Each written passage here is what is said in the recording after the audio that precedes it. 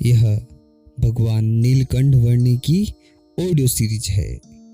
अगर आपने इससे पहले के ऑडियो नहीं सुने हैं तो कृपा करके आप पहले वो ऑडियो सुने ताकि भगवान की दिव्य यात्रा का वास्तविक अनुभव ले पाए। धन्यवाद।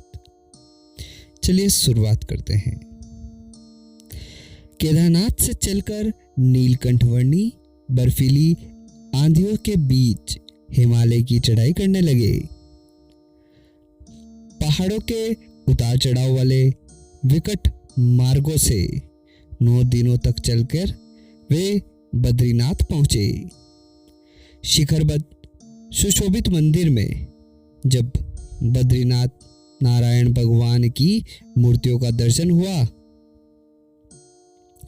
तो वे बहुत प्रसन्न हुए। मंदिर में मूर्ति का दर्शन करते हुए उन्हें देखकर मंदिर का पुजारी भाव विभोर हो उठा। कितने ही बड़े बड़े ऋषि, महात्मा और यात्रियों को पुजारी ने देखा था, परंतु उनमें कभी इतना आकर्षण नहीं था। नीलकंठ वर्णी ने उसे बद्री नारायण के दर्शन किए।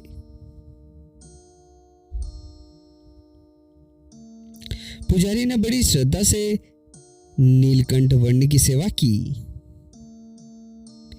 प्रतिदिन नीलकंठ को वह फूलों की माला पहनाता और भोजन कराता। दीपावली पर नीलकंठ यहाँ रहे। दीपोत्सव के साथ अन्नकूट का उत्सव उन्होंने अत्यंत भक्तिपूर्वक मनाया। बद्रीनाथ के द्वार अब बंद होने वाले थे। सर्दी के दिनों में बद्रीनाथ में अत्यंत ही ठंड पड़ती है। शीत ऋतु के 4 माह यहाँ बर्फ ही वर्षा होती है। समूचा क्षेत्र हिम से आच्छादित हो जाता है।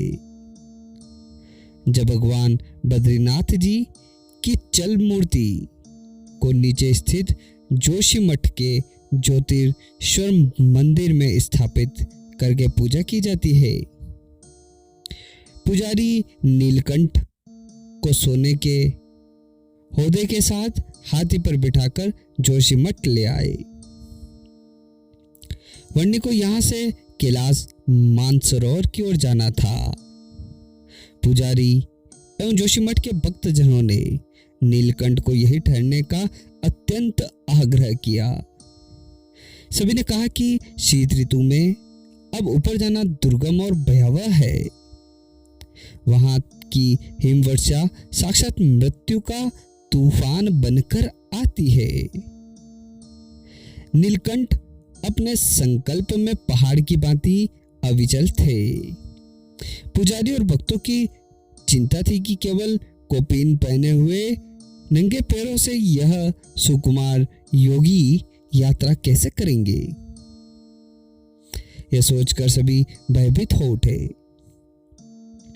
सभी के भावों का सम्मान करते हुए नीलकंठ आगे की यात्रा के लिए निकल पड़े। जोशीमठ से एक दुर्गम रास्ता नीति घाटी होकर मानसरोवर तथा कैलाश की ओर जाता है। नीलकंठ वर्णी इसी मार्ग पर आगे बढ़े। शीत ऋतु की कंपाने वाली ठंड थी। हवा तीर की भांति छाती में चुभती थी। बर्फीली आंधियों से बर्फ के ओले गिरते थे। नीलकंठ शरीर की परवाह किए बिना तमाम कष्टों को झेलते हुए बद्रीवन जा पहुंचे। यहाँ नरनारायण ऋषि का बद्री का आश्रम है। बिल्कुल निर्जन और एकांत स्थान। नीलकंठ वर्णी नर नारायण के इसी बद्रिका आश्रम में पहुंचे। नर नारायण ऋषि ने हर्ष विभोर हो गदगद स्वर में नीलकंठ की स्तुति करके कहा, आपके प्रताप को कोई नहीं जानता। आपके प्रताप से ही हमारा बड़प्पन है। आप आपसे बड़ा हमें जो समझते हैं वे वास्तव में आपके प्रताप को जानते ही नहीं है। नर नारायण ऋषि तथा अन्य मुनिगणों का प्रेम भाव देखकर नीलकंठ शीत ऋतु के 3 माह इस आश्रम में रहे। नीलकंठ वर्णी ने यहाँ कठोर तप किया। हजारों ऋषियों को उन्होंने अपनी दिव्य मूर्ति के दर्शन का आनंद दिया। आश्रम में ऋषियों और भक्तों की सेवाएं स्वीकार कर नीलकंठ ने विदाई लेते हुए नरनारायण ऋषि से कहा, ऋषिवर्य, आपने मेरी अत्यंत सेवा की है, इसलिए आपकी मूर्ति की स्थापना मैं भरतखंड में अवश्य करूंगा। तत्पश्चात भयंकर हिमवर्षा में हिमालय के शिखरों को पार करते हुए नंगे पैर केवल कौपीन पहने हुए नीलकंठ वर्णी मानसरोवर पहुंचे। यहाँ उन्होंने निर्मल जल में स्नान किया और श्वेत हंसों का कल्याण किया। यह स्थान सरयू नदी का उद्गम स्थान भी है। सरयू नदी यहीं से निकलती है। वर्णी ने दूर से कैलाश का दर्शन किया और वापस लौटे। वापस लौटते हुए अक्षय तृतीया के दिन वे बद्रीनाथ पहुंचे। पंजाब के बहादुर राजा रणजीत सिंह बद्रीनाथ के दर्शन करने आए थे। नीलकंठ वर्णी के दर्शन से वे अत्यंत प्रभावित हुए। वर्णी के चरणों में झुककर स्तुति करते हुए कहा, बालयोगी, आपके दिव्य व्यक्तित्व का दर्शन पाकर मैं धन्य हुआ। आपके चरणों में अपना सर्वस्व त्याग कर मैं आपका आश्रय चाहता हूं। आप मुझसे दूर न हो, मुझे आपकी शरण में ले लो। नीलकंठ ने उन्हें अपने साथ न रहने का परामर्श देते हुए कहा, आप जहां होंगे वहां मैं आपसे पुनः कभी मिलूंगा। अभी तो आप अपना कर्तव्य का पालन करें। रणजीत सिंह को यह आज्ञा अत्यंत दुखकारक लगी। फिर भी पुनः मिलने की आशा से उन्होंने धैर्य रखा। नीलकंठ फिर दुर्गम शिखरों को तय करते हुए गंगोत्री पहुंचे। यहाँ गंगा जी का मंदिर है। नीलकंठ ने यहाँ दर्शन करके उत्तराखंड हिमालय की तराई में पदयात्रा करते हुए हिमालय के प्रवेश द्वार हरिद्वार पहुंचे। यहाँ हर की पेड़ी पर राजा रणजीत सिंह को नीलकंठ वर्णी का पुनः दर्शन हुआ। महाराजा रणजीत सिंह नीलकंठ के चरणों में झुक गए और अपना राजपद सब कुछ उन्हें सौंप देने की इच्छा प्रकट की। परंतु नीलकंठ ने उन्हें आशीर्वाद देते हुए कहा, मेरी स्मृति करते हुए राज्य करना, और यदि मेरा ज्ञान तुम्हारे अंतर में स्थित होगा तो राज्य तुम्हें बंधन नहीं करेगा। रणजीत सिंह के सिर पर हाथ रखकर उन्हें दिव्य स्वरूप का दर्शन दिया। तत्पश्चात नीलकंठ अयोध्या की ओर आगे बढ़े। नीलकंठ वर्णी को गृह त्याग किए अभी केवल 10 माह ही हुए थे। अज्ञात रूप में अयोध्या वासियों पर कृपा दृष्टि बरसाकर वे सरयू तट के मार्ग से आगे बढ़े। वनों उपवनों को पार करते हुए वे बांसी शहर पहुंचे। शहर से कुछ दूर एक नदी बह रही थी। नदी तट पर सुंदर उद्यान था। नीलकंठ वहां प्रतिदिन स्नान करने आते थे। एक दिन नदी में स्नान करके नीलकंठ वर्णी उद्यान में ध्यान करने के लिए विराजमान हुए। उसी समय बांसी शहर के 2 राजसेवक बंदूक लेकर उद्यान में प्रविष्ट हुए। नीलकंठ वर्णी की उपेक्षा करके दोनों ने बंदूक से निशाना लगाया। एक पक्षी का युग्म चीखता तड़पड़ाता हुआ वृक्ष के नीचे गिरा। दोनों पक्षियों की विवश आंखें नीलकंठ की ओर देख रही थी। नीलकंठ की आंखों में पक्षियों ने अपनी आंखें स्थिर कर दी और अगले ही क्षण पक्षियों के प्राण निकल गए। नीलकंठ ने उन्हें दिव्य गति प्रदान की। राजा के सेवकों के ऐसे हिंसक आचरण से नीलकंठ अत्यंत दुखी हुए। शोक विहल होकर वे उदास हो गए। उस दिन नीलकंठ ने निर्जल उपवास किया। वे बांसी शहर में वापस नहीं लौटे। नदी तट पर स्थित उद्यान में ही पूरा दिन बिता दिया। नीलकंठ का स्वभाव अत्यंत दयालु था। उनकी नींद उचट गई। मध्य रात्रि को नीलकंठ अचानक उठ बैठे। निश्वास के साथ उनके मुख से शब्द निकल पड़े, आग लगे इस शहर को, चल निकलता हूं यहां से। उसी क्षण बांसी शहर आग से की ज्वालाओं में जलने लगा। अग्निदेव ने आग का तांडव शुरू कर दिया। राजमहल से ही शहर के जलने की शुरुआत हुई थी। भारी शोर होने लगा। राजा रानी और प्रजानन चीखते चिल्लाते शहर के बाहर की ओर भागने लगे। नीलकंठ ने यह देखा तो उनके अंतर्मन में करुणा का सागर उमड़ पड़ा। जलते हुए शहर को देखकर नीलकंठ तुरंत नदी में कूद पड़े। उन्होंने सोचा कि क्षमावान साधु का यह स्वभाव नहीं होना चाहिए।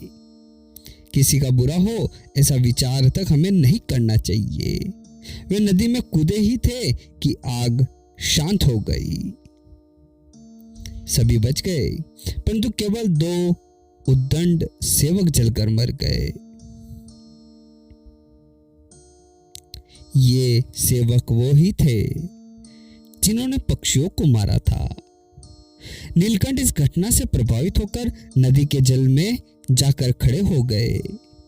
दाहिने हाथ में जल की अंजलि लेकर उन्होंने संकल्प किया और अपनी वाणी को शाप दिया कि आइंदा कभी भूल से भी ऐसा अनिष्टकारी शाप मेरे मुख से न निकले तो वह निष्फल हो जाए, अर्थात ऐसे क्षण पर मेरी वाणी निष्फल हो जाए। स्नान ध्यान करके करुणा मूर्ति नीलकंठ वंशीपुर की ओर आगे बढ़े। प्रातः काल वर्णी प्रभु स्नान करके पीपल के एक वृक्ष के नीचे संध्या करने के लिए विराजमान हुए। उस समय वंशीपुर के राजा शिकार खेलने निकले थे।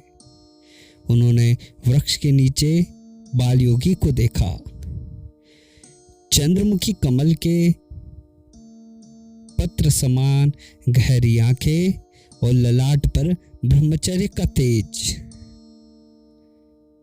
इस बाल योगी को देखकर राजा हर्ष विभोर हो गया। वो उत्तम कोटि का मुमुक्षु था। उसने प्रभु को पहचान लिया। नारायण इस स्वरूप में आज मेरा उद्धार करने आए हैं। वह तुरंत ही वर्णी के चरणों में झुक गया। नीलकंठ ने आंखें खोली तो सामने राजा को देखा। राजा ने प्रणाम करके वर्णिराज को अपने महल में पधारने के लिए प्रार्थना की। राजा का भक्तिभाव देखकर नीलकंठ ने अपनी सहमति दे दी।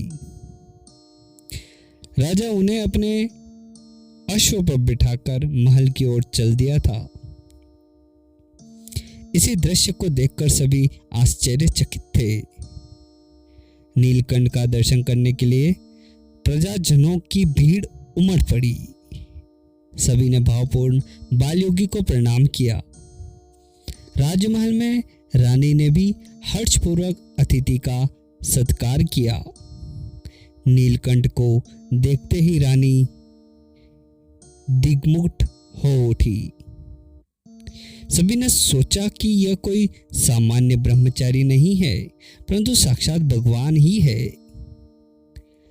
रानी को कोई पुत्र नहीं था, उसने सोचा कि साक्षात परमात्मा ही पुत्र बनकर आए हैं।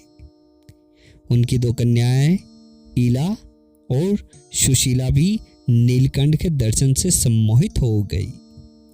नीलकंठ की सेवा से राजा और रानी कृतार्थ हो गए। राजा रानी का भक्तिभाव देखकर नीलकंठ कुछ दिनों के लिए महल में ही ठहरे। पूरा राजमहल बालयोगी की सेवा में लग गया। प्रातःकाल स्नान कर नीलकंठ तैयार होते तो सुशीला और ईला पूजे करने की सामग्री तैयार कर लेती थी। फल फूल भी लाती और नैवेद्य के लिए मिठाइयां लाकर नीलकंठ के पास रखती थी। नीलकंठ पूजा करके ठाकुर जी को नैवेद्य अर्पण कर उन्हें प्रसाद देते और स्वयं अति अल्प आहार ग्रहण करते। भोजन के समय भी सुशीला और ईला उपस्थित रहकर नीलकंठ को प्रेम पूर्वक भोजन कराती थी। नीलकंठ की भोजन लेने की अलौकिक रीति से भी मुग्ध हो जाते थे। वर्णी कभी कभी अपने चरित्रों की बातें करते तो कभी वे भूतकाल और भविष्यकाल की बातें करते थे। सभी उनकी बातों में लीन हो जाते। राजा रानी नीलकंठ के भोजन के बाद ही भोजन करते थे। वर्णी को राज्य में ही रहने के लिए उनके अंतर में एक प्रकार का लोभ था। एक दिन रानी नीलकंठ के पास आई और कहा, ब्रह्मचारी, यह राज्य आपको सौंपना है। मेरी इन दोनों कन्याओं का विवाह भी आपके साथ करना है। अतः अब आप वन में तप करने के लिए मत जाइए। नीलकंठ रानी को लौकिक तृष्णा को सुनकर मुस्कुरा दिए और बोले, माता, अभी तो मुझे वन में जाना है और आप ही की तरह अन्य भाग्यवान मुमुक्षुओं का कल्याण करना है। यहाँ तो आपके तप के पुण्य से मैं आया हूं। आप अति भाग्यवान है। रानी यह सुनकर उदास हो गई। उसे तो मोह में फांस लिया था। वह बोली, ब्रह्मचारी, विचार कीजिए। अभी तो बाल्यावस्था है, परंतु जब युवावस्था आएगी तब स्त्री के बिना व्याकुल हो जाओगे। अच्छों की अहम कामदेव ने इष्ट किया है और कामदेव ने उनकी अहम को भी नष्ट कर दिया है। क्या वह आपको छोड़ देंगे? नीलकंठ को रानी पर दया आ गई। उन्होंने कहा, मेरे लिए तो वन में जाकर परमात्मा का ध्यान करना ही यही परम सुख है। रानी के पैरों तले पृथ्वी सरकने लगी। क्या वर्णी चले जाएंगे? रानी ने जंगली पशुओं का भय दिखाया, मृत्यु का डर दिखाया, भूख का दुख बताया, परंतु वर्णी रानी की बातें सुनकर मुस्कुराते रहे। अंततः उन्होंने कहा, माता, वन के जंगली प्राणियों का, धूप या ठंड का मुझे कोई भय नहीं है। भय तो वासना का होना चाहिए। मैं तो वासना के मोहजाल से मोक्षों को मुक्त करने और अपने दिव्य अक्षरधाम का आनंद देने के लिए प्रकट हुआ हूँ। आपके राज्य या आपकी कन्याओं के बंधनों में फंसने के लिए मैं यहाँ नहीं आया हूँ। आप सबने श्रद्धापूर्वक मेरी सेवा की है, इसलिए आपको अभयदान देकर मैं अपना अक्षरधाम दूंगा। रानी के मन के द्वार खुल गए। अनिमेष नेत्रों से नीलकंठ वर्णी का दर्शन करते करते रानी समाधिस्थ हो गई। जब समाधि से जागृत हुई तब नीलकंठ वहां नहीं थे। रानी की आंखों से आंसू बह रहे थे। दोनों कन्याएं माता से बोली, माँ, नीलकंठ वर्णी निर्विकार है और दिव्य विभूति है। हमारे घर कृपा करके उन्होंने निवास किया, तो इनकी इच्छा समझकर सेवा करिए। किसी भी प्रकार का आग्रह मत कीजिए। प्रेम पूर्वक इन्हें मन से ही बसाने का आग्रह रखिए और मिथ्या मोह आप छोड़ दीजिए। पुत्रियों के ये वचन रानी को अमृतमय लगे। सुशीला और इला नीलकंठ के आवास में गई। वहां वे स्वास्तिक आसन लगाकर ध्यान मग्न बैठे हुए थे। कन्याओं ने छिपकर नीलकंठ के दर्शन किए। पैरों की आहट किए बिना अंदर आकर बिछौना ठीक कर दिया।